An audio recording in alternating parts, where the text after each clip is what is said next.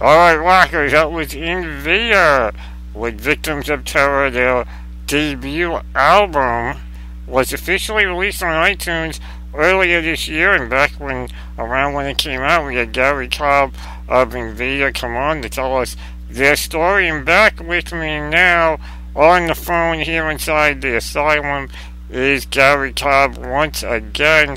Gary, how's it going, man? Hi, Turbo. It's good to be back, and things are going really, really well. I think before we get started on this interview, I would just like to send a big hello out there to everyone in New York and New Jersey.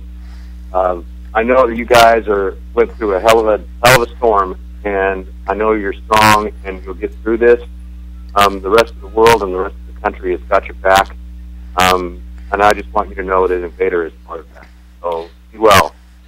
Awesome, man. We all appreciate that, man. Yeah, it was hell here in the New York area. Some people made out better than others, and we're one of the lucky ones here at my home base of BullSpikeRadio.com. We weren't really too affected, but areas nearby were, and we appreciate the well wishes and thoughts from you guys of Invader. I was paying attention during that, and I saw that you actually had power up really, really soon, and I know some of my friends out there, my friend Woody, who lives in the Jersey area, he was without it for a while, and that guy, I tell you, and he did a lot for people out there, and he's a great guy. He got me in touch with you, and he was having burger pizza at his house, and I know that it's really great that when tragedy strikes, the true people of the world come together, and it's awesome to see that kind of stuff. And I wanted to mention him because of that. I mean, he's just an awesome guy. Oh, and, yeah, I mean... Woody Botman, I know you play Need for a Reason, his son's band on your show, too. So we're all together in this world fight. Exactly, man. Yeah, I tried... Both Woody and myself, we tried to keep everyone updated. In a way, everyone says social media is kind of hell on earth, but when you think of tragedies like Hurricane Sandy, it's a great way to get the word out around the world and hell around the country to those that we know that we're all right and what we're doing and what everyone needs in this area. That's kind of what Woody and I were both doing. I was letting everyone know where we were and what we were hearing. Woody was doing the same thing, and yeah, I know they were without power for a while, but I tell you what, man, you're alright, he did bust his butt doing the barbecue thing, and I mean, you want to talk about guts, barbecuing in November to feed those around him that needed it. That's guts right there, man. Yeah, it's solid dude, solid dude. So, absolutely, man. So, I see that. Go ahead. Go ahead. Yeah, what's that? Oh, that's just a bell that we have for my brother J Scorpion. Don't worry about that bell. It's nothing important on my end. All right. Well, I wanted to talk to you since our last we last spoke. It was really in the beginning of the resurrection of Invader, if you will. And at that time, we really had no idea what was going on. We just knew that we had this terrific opportunity with a record contract after 20 years of being broken up. And since that time, a number of things have happened that were truly great for the band. Number one, just getting back together was really good. And our progress getting better and better. We're getting tighter and tighter, and I have started vocal lessons, and my voice is stronger and higher, and I believe that it's probably going to be even better than it was before once all is said and done. We're writing new music as we speak and looking forward to recording in the early 2013. The time level of the new album is kind of a mystery right now because it's kind of a new thing for us, and I haven't contacted our record company yet about, we have to finish it first and all that. So But sometime in 2013, you will be hearing new Invader. I promise you that. Awesome, and that's great news to hear. I mean, you guys, I've often referred to you guys on the show, and I played you guys throughout the year since getting the album, and speaking with you way back earlier in the year, and being told about you guys from Woody. I've often referred to you guys as kind of a true-to-life behind the music from VH1, if you will, because of the fact that, here we are 20 years later, and now you guys have an album that has definitely done very well on iTunes, and if I'm correct, there are now physical versions of the album available. Yeah, that is correct, and I'm happy to say that since that time we have we have an Invader website. It's www.invadermetal.com. That's where you can find. We have a merchandise page that just recently been put up, like this week. We just put up. We just got hooked up with. I mean, we're now in. Officially known as Invader Seattle LLC, where we've incorporated, and we just opened our first bank account after 30 years. We're able to throw money in the bank that was earned from Invader swag, which is kind of nice for the first time. It's nothing huge or anything like that, but you got to start somewhere. And now that the merchandise is available worldwide, we're hoping to just keep moving and keep chugging along. It's definitely the right way to start things, and having the website nowadays with the way everyone's all over the web is definitely the right way to get going. I know when you guys were first getting things going back in, I believe it was either May or June when I first caught wind of you guys, and that's when things were going. You guys were still kind of in shock over the fact that how well the music was being received, and what's kind of been the feedback since then? Because when we first spoke, you guys, like I said, was still kind of like, wow, I can't believe this is happening. What's been some of the feedback that you guys have gotten?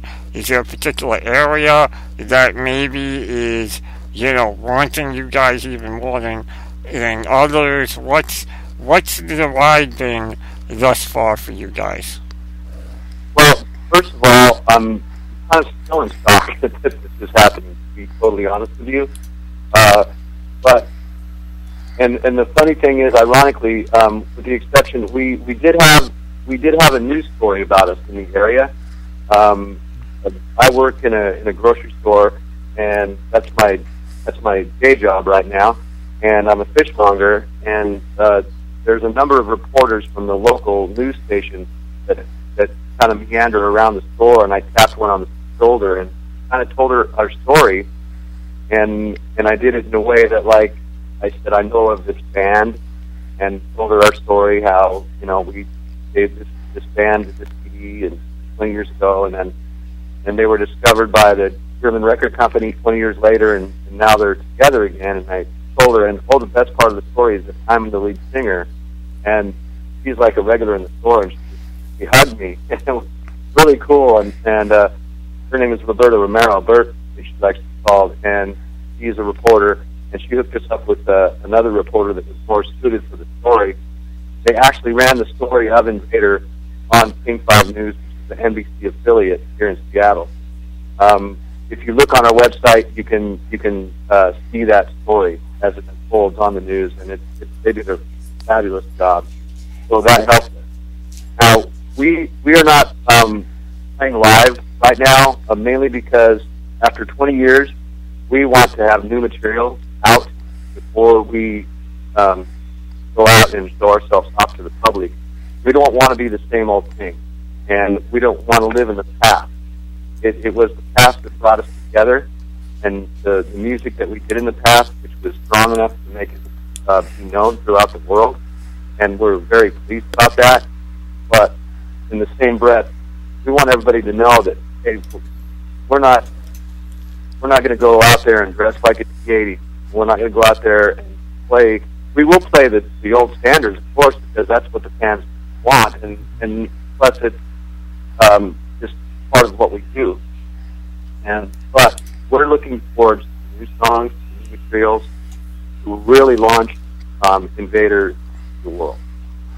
So you guys essentially want to, you guys want to do it right all the way around. You guys don't want to go out there and play stuff from the first album and then go out there and, revisit it on a second go around. You guys want to be able to, when you're ready to go out, you want to be ready to go out and say, okay, we've got 2 albums worth of material. We can take stuff from the first one, stuff from the new one, and give everyone a full show, rather than go out there and give them stuff from your debut album that to some they've heard before, others are hearing for the first time.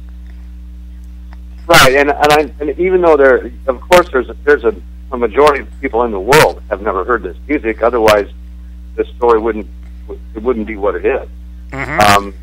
But the fact of the matter is this, no matter how many people like Invader and know of Invader because of that first record, ironically, it's a deal where, in this case, bootlegging was really good for us. Over in Europe, they just bootlegged this thing like crazy, and so it's been being played the whole time. And I don't know the timetable of when it first appeared over in Europe, but I do know that it's around and it's been bootlegged. And so in that respect, I'm grateful. Where most bands, and I mean these days, if you're a signed artist, you don't want people bootlegging your material because it's taking money out of your pocket. In this case, it worked the opposite. Now that we have our re-release, of course, I feel differently about that. I'm hoping that people will get behind the band and purchase the music from the label or the band in support of the band, so we can actually make our dreams come true, and that is to be a band for a living, to be able to travel the world, to show the world what we still have in this. It's been exciting. The music that we have is that we're starting to create. The feeling is going to be there. We're not going to try to reinvent the wheel. We are what we are. We're Invader, and we have a sound, and it's going to be new music, but it's going to be Invader. Well, that was something I was going to ask you, being that you guys are working on the second album. Here it is, 20 years later, you guys are, you've experienced more in the world. Your tastes in music, while preliminary, are probably exactly the same as they were years ago when you guys first got into the scene, but I'm sure it's grown over the years. Do you see, I know there isn't going to be a drastic change. Like you said, you don't want to reinvent the wheel. But in the writing process and what you guys are already kind of starting to play around with, has there been any, minor differences, or is it essentially like you guys are picking up right where you left off 20 years ago? I think that we're still working on everything is so new as far as what we're doing and what direction we're going, but we definitely know that it's just us. I mean, we're not going to try to force anything. That's what makes Invader sound. I mean, in the beginning, we learned to play our instruments together, and that's how we formed the sound that Invader has. We're different people. I mean, we're 20 years older. We're completely different people. We're not kids anymore. But we still have that edge to us. There's once you have that metal inside of you, you always have it, and that's what we have. We have the strength of metal in it. And right, yeah. Well, I mean, once a rocker and metalhead, kind of always a rocker and metalhead. Of course, the exception to that rule being Richie Blackmore, as everyone knows, wants nothing to do with the world. of rock and metal. But what, in your case, that edge is still there. Yeah, there's a definite edge to it, and what Invader is this is it's dynamic, it's melodic, it's heavy metal. Good. And that's what our roots are, and that's what our feeling is, and that's how we are. We haven't changed much. Our taste in music is still the same. I really, to be honest with you, and it's not really particularly the band or anything like that, but I don't listen to especially since we got back together again, I kind of stay away from modern music and what's going on out there to enable myself to write something that's more original. So I won't have a dream and play somebody else's music or something like that. We enjoy our own identity, and I think I like listening to the roots of what I learned with. I'm an old school rocker. What can I say? And look, I'm one of those rare, breeds, I guess you could say. But then again, I'm 32, and I'm kind of one of those individuals who, I go back, I go forward, I listen to what's out now. I mean, obviously, it's for different reasons, being an internet radio DJ and wanting to stay up on everything that's going on. But I totally get where you're coming from. You don't want to get involved in listening to, something that's on, rock and metal radio today, and unknowingly or subconsciously, find yourself writing in a way that maybe isn't you guys. And I can understand wanting to stay true to, what you started out as and originally listened to. So I totally get that aspect of what you're saying. And in a way it's good, because a lot of people in your situation would kind of look at it and go, well, what's popular now, so that we can cash in on it, and then we'll go back to the other sounds.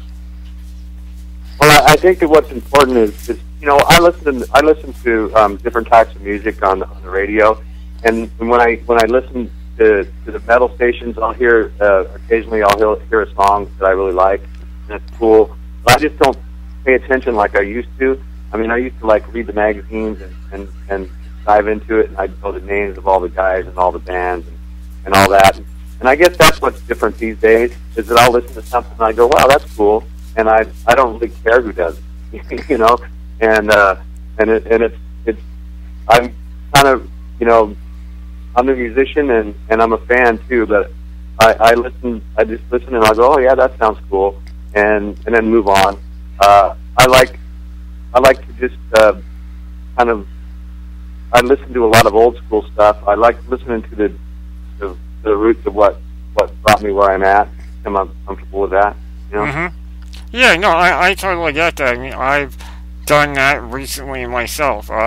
For years, like I said, my age, I was kind of stuck in between of wanting to get involved in the old school stuff where it got started, but at the same time wanting to stay up to date on what was going on, so I wasn't kind of outcast or segregated from everyone I hung out with at school. And I mean, I've done that recently where I just went and bought early Sabbath albums, and we're talking Black Sabbath and Masters of Reality, all their early stuff, and you listen to some of that and you go, wow, this is where it all started. And you kind of just sit there and go, like you said, some of the stuff that's on rock and metal radio now, the newer stuff, you go, alright, yeah, that's good, but some of it doesn't always grab you the way some of the old school stuff can still grab you. I think it's what's important, and I think in order to have staying power is to, I think you need to be inspired by the roots of metal and the roots of music in itself, and you need to create your own. And I think as a creator of music, that's really important. I mean, you want to be your own style, and I think a lot of times that sometimes bands will try too hard and they'll try to invent something, and it's a lot of music is, you know, been done already. And in order to be totally original, sometimes you just get lost. and I think what's important is the dynamics, the melody of the music, and I mean, you know, when people hear it and understand it, that's what it's important to me. Oh yeah, I mean, you're 100% right in that aspect. I mean, everyone keeps sitting there and wondering and looking. I've seen it online, Blabbermouth and Rolling Stone magazine and some of the other ones that still know what it is to write about rock and metal, even though Rolling Stone doesn't write as well as it used to. But you are right, everyone's trying to sit there going, well, what's the next new sound going to be? And you're right, everyone's kind of done it already. You know, there's no real way to do it where there's something new while, you know, not reinventing it totally. Pardon my dog in the background. Late at night, something's got him riled up. Sorry about that, Gary. All right. He's protective. As I say on Facebook, those that follow me on Facebook, you know he is my mellow yet metal chihuahua. So something's got him riled up a little bit this evening. Sorry about that, man. I think the evolution of metal has gone, and it's created in itself. You know, we are what we are. The metal musicians out there, and you know it evolved, and we're not new metal. We are what we are. We're classic old metal, even though our stuff is only just being released. Well, that's just the way it's worked out. But we are a classic metal band, and so it's easier for us to be ourselves and play, as opposed to the style of metal that's being played by the younger groups. And all kudos to the younger groups, because that's what, without the younger groups that are playing their style of metal, then metal just keeps evolving. But and that's great. And what I see that's interesting is we've been getting reviews a lot. You know, our album came out, and there's a lot of underground metal magazines in Austria and Greece, in Italy, in Germany. These magazines are giving us really quite good reviews. We've been doing quite well, and 4 out of 5 stars, 8 out of 10. I think the worst review that I've seen so far was like 7 out of 10. I mean, and that's still good. It's funny. I'm almost waiting for somebody to say we suck, and it's not happening. So in that respect, that's why I'm waiting. I kind of have to pinch myself, because I see nothing but really good, positive reviews, and that's an excellent thing. Our music debuted in Australia recently. I was on an Australian radio station. They interviewed me and gave Invader half an hour, played 3 of our songs, and then immediately after that, I got a phone call, a Facebook message actually, friended a guy in Australia who owns a record store. So now Invader we just sent out 10 t-shirts and 10 CDs to an Australian record store. I believe he's going to receive them today. So Invader in Australia, down under, man. That's just super stuff. That is just awesome and amazing, and that leads me to wonder a little bit. Being that you guys are, you're a U.S. band, and obviously those that have heard Invader and here on Bull Spike Radio and inside the Asylum, or those listening around the world that have heard Invader, know that you guys have a sound similar to what was considered the British wave of heavy metal, being that Priest was one of your influences, and I can't help but wonder how you guys feel where it's the world accepting you before your own hometown. Well, not so hometown, but your own country is accepting. Here you have, Europe got bootlegs of your album, and it led to an actual release of the album after 20 years, and now you've got Australia, wanting you guys, your music, and getting out there, and, does it feel like weird to you guys that, your own home country is still kind of asleep at the wheel while everyone else is going, we want more? It's kind of ironic. I mean, the irony of ironies, and it's hell. There's no way. I'm an American, and I'll never bash the fans of the United States because we want them to be aware of Invader. Why are the Europeans so crazy about it? I don't know, but everybody in the metal world knows that they are, and God bless them for that.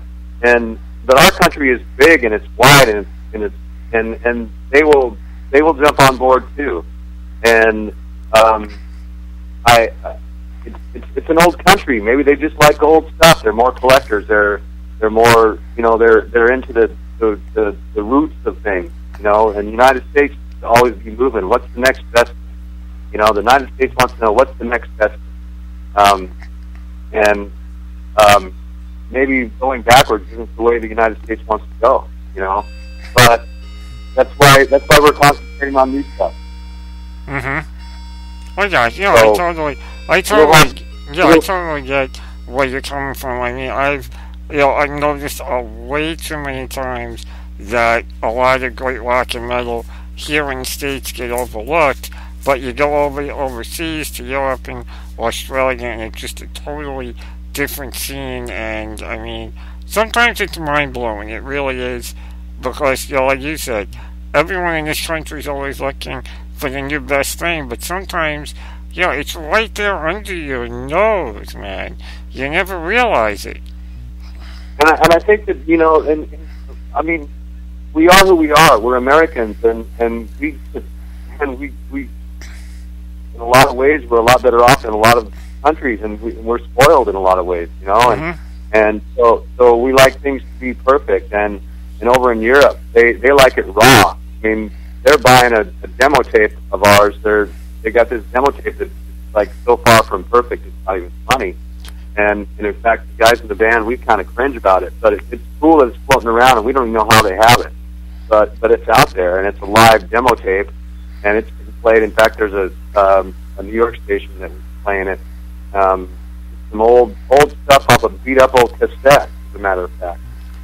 Well, if you really think about it, I mean, some of the best albums that are kind of now out there, digitally and on a CD, originally started out as bootleg. I mean, look at Aerosmith, double bootleg live. That's an album that everyone knows started out as nothing more than a bootleg of a live show and turned into an album. Yeah, and it's funny because this tape that I speak of, it was a live tape that we did one night. We were wanting to see which songs might sound good in the studio. So we didn't have a lot of money, and so we just went into the studio called London Bridge, and we just laid down all of our tracks. And we got in there we got in there late at night, so it would be cheaper. We went in like 10 o'clock at night and played till like 4 o'clock in the morning. And we just played everything straight through, and if we messed up, we just kept going. And it's funny because there's a song called Marble Cross that's out there being played in Europe and on radio stations where my voice cracks, and I say, whoops. I mean, and it's funny, it's right there on the tape for everyone to hear. And I think my feeling towards that is that I think that it gives these raw, the true metal people, they don't like overproduced music. They like straight up hardcore bone crushing rock.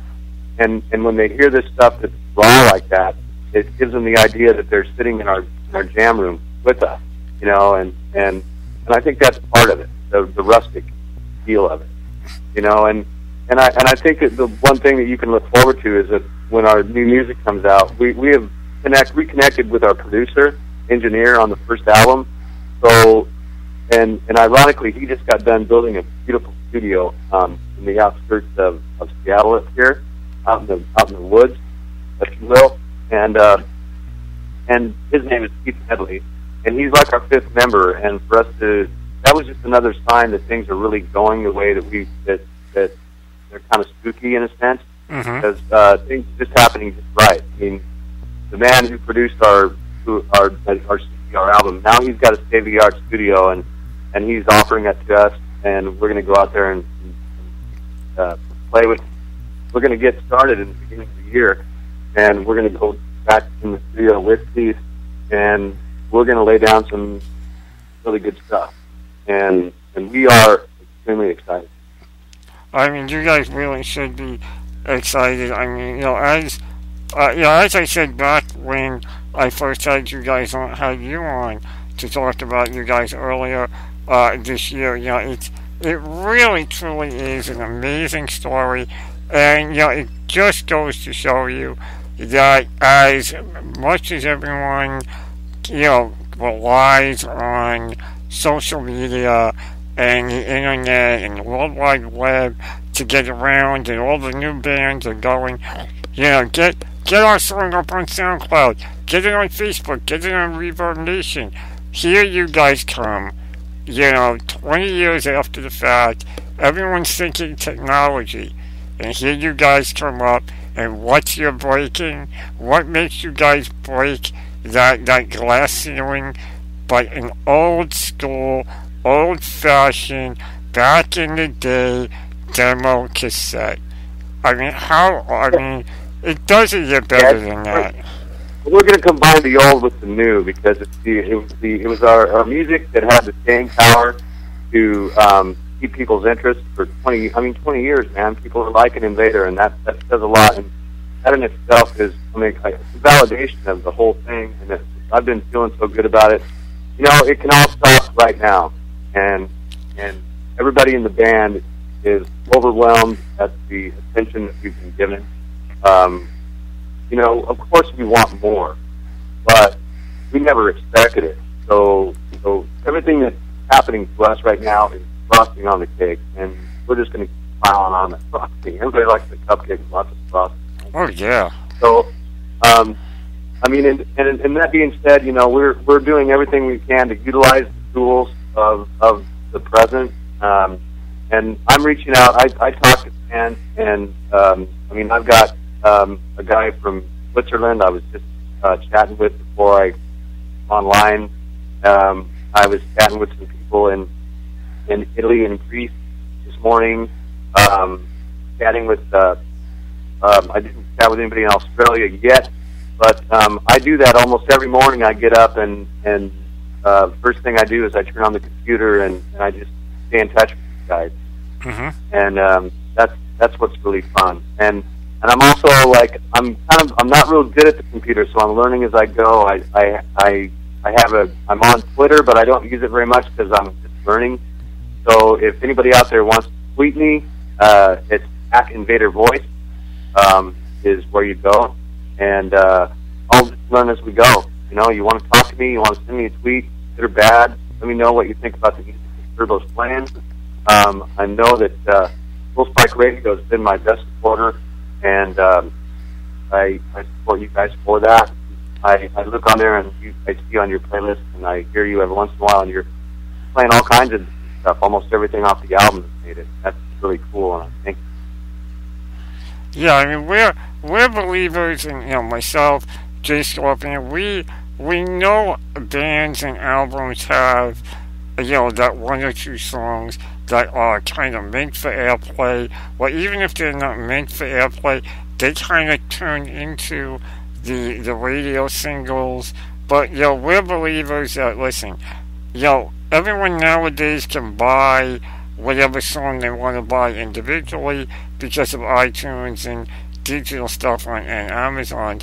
But we're believers in old school of when you bought music, you bought an entire album beginning to end, and what was a radio single for somebody may not be for somebody else. Somebody else may like a different song off of an album, and that's why we try to mix it up and make sure everyone gets to hear as much of the Invader album as we can bring to them.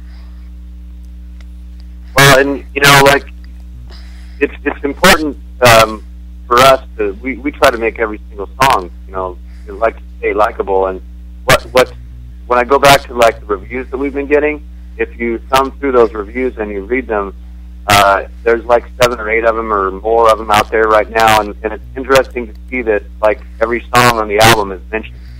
They this guy will pull out this 3 songs, this guy will pull out this 3 songs, this guy will pull out these 3 songs, and it's really cool that we were able to make music that throughout the whole entire album it does appeal to different people, and you're right about that. You don't know as an artist, you don't know what people are going to like. And so you hope that you have good enough taste that when you make songs that you're making stuff that people will like.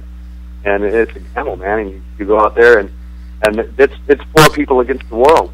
You got 4 people with similar tastes that I mean we make our music. We all that's why we're good together, is because we like the same style.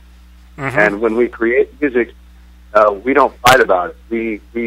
We bounce things off of each other, and it's very mature the way we write music. We don't argue or chastise the other. If we don't like a part, we say, well, it's not that part sucks or anything like that. It's like, well, maybe those 2 parts don't fit together. Maybe we could use that for another song altogether. So we work together well, because we grew up together, and so it's interesting.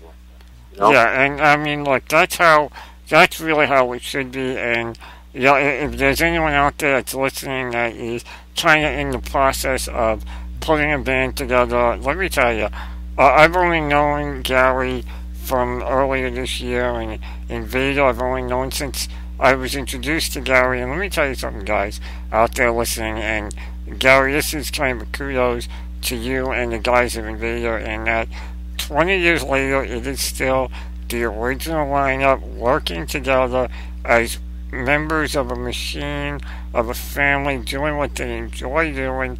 And let's be honest, there are not a lot of bands out there that are doing that. So many bands now, band members get tired of each other, they fire people, or they just don't want to do it anymore, whatever the reason may be. What it comes down to, at the end of the day, take Invader as an example, people.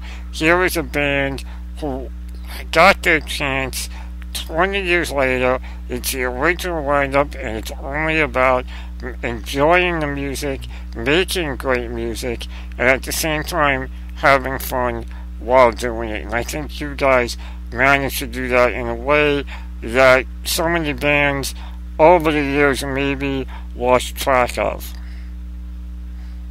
Well, back in the day, we used to be able to, we brag about it a lot, and we talk about, we reminisce a lot, because we had some fun together, and one of the things that we did better than anybody else in the early days was we drank better than anybody else. and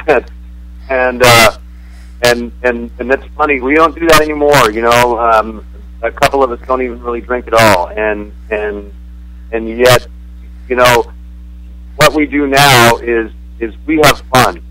We truly enjoy what we do, and when we get the chance to be up on stage, we want everybody to know that we're up there and we're having fun, and we're up there to entertain, and we're going to enjoy it as much as people in the audience, and we are looking forward to that. And that's the one part that I'm chomping at the bit to get on stage, but I know that I just want to wait until we're ready. And because one thing in this area that they did know about Invader is when you went to a show, you were talking afterwards, and it was a great experience. And we try to do as much as we can to put on a show, not just the music, but do whatever we can on a limited budget to just kind of blow people away. And we are having fun. If we would not have reformed, and even it's been 7 months now, and we're enjoying what we're doing, and this is really all new to us. Everything is backwards. We're getting a lot of publicity, and we're getting a lot of airtime all over the world, and we're not able to practice like we can because, well, we're lucky enough that the guys who helped us discovered. His name is Dave Olson. He's more over generous. I mean, he's allowing us to play in his little. He's got a rock and roll man cave that everyone who's into metal would be totally jealous of. And we don't have a drum kit and we don't have a PA system, and yet he's got this little man cave, and it's awesome. And it's out in the middle of the boondocks, and it's a ways to travel out there, but we have to, respect his land and his property, and plus we all got work, so we can't practice like we used to. We can't practice 5 nights a week, 4 hours a day. So we're doing this we've been working 2 days a week when we can, but things come up, people get sick, whatever, and our schedule gets bumped a little bit. And now, though, we're really pumping it up. We're practicing 3 nights a week because we're writing new music right now, and it's coming out, starting to be really good. And so we're having fun. And bottom line is, when we quit having fun, we'll quit doing what we're doing. And that's how. I'll be honest with you. That's how it should be. When it's no longer fun to do anymore, that's when you let it go. But you guys are having fun and doing it, and I gotta say, I don't want to keep you much longer because I know it's getting late your time. Well, it's early your time, late my time, but I don't want to keep you too much longer. But you guys are really doing it right, doing it great, and making it work to fit what you guys need to do. And I can tell you, I'm excited to see what you guys do in 2013. I'm excited to hear that you guys have got new material in the works, and in a way I'm honored because, look, if you guys are blowing up overseas, it's only a matter of time before you really blow up right, and I'm honored to say I could be there as part of the early process of it. Well, I will always remember, no matter how many interviews that I do, that in the resurgence of Invader, it was your station who had Invader first, and it's on tape after tonight. You can have this on tape for, this live segment will now be on podcast. I'm saying this for everyone to hear, that the first internet radio broadcast of Invader was done at Bull Spike Radio, New York, and that will never change. You can't change that, and we will always have a huge place in our hearts, in our big Invader metal heart for Bull Spike Radio. And I would like to also encourage everyone out there to please tweet me. I want to know what you think when Turbo and Jay play our music. I want to know what you think of Invader. Jump on Facebook, friend me if you will. I'm Gary Cobb, singer in Invader. I'm right there, Facebook friend. We have www.invadermetal.com. Jump on there and check out our merchandise. Our CD is there. We have a limited edition vinyl coming up. We haven't even received it yet from Germany. Hopefully any day now we'll have vinyl available. And just jump on the Invader train, man. We're a fun band, and we're here to rock. Awesome, man. Gary, as always, thank you for taking the time out to join me here inside the Asylum tonight. And again, do it. Go to invadermetal.com. Check them out. If you don't have the album already, I've been playing it all year. I did an article for Kinky Magazine. I believe, if I remember correctly, Invader was one of the albums of 2012 I suggested people pick up. I'm making it verbal now. If you have your iTunes, go get Invader's debut album. It is Invader by Invader. It's a black album. It says Invader in red. If you're not sure, going over to invadermetal.com, get yourself a physical copy of it. If you're like me and you're old school and must have a copy in your hands. Alright, man, Gary, thank you so much. And you know what? Why don't we give another track off the album? We played Victims of Terror before this interview. What do you think we should play from the album now? Your pick, brother. I'm gonna play a song that's really special to my heart, and I want you to have Glass Castles played. I want everyone to know that I wrote this song about my grandfather who was suffering from Alzheimer's disease. It's a song that will always be special in my heart, and if anyone out there in their family is suffering from the disease, have a listen to these words and know that it's a bad thing, man. It's a really bad thing. But this is Glass Castle. Awesome, man. We're gonna do awesome, man. We're gonna do that now. All right, gang. Here you go. See, there is heart and there is soul in the world of rock and metal. Gary just told it to you right now. Take close attention to the lyrics right now. Here is Invader with Glass Castles as the Asylum continues on.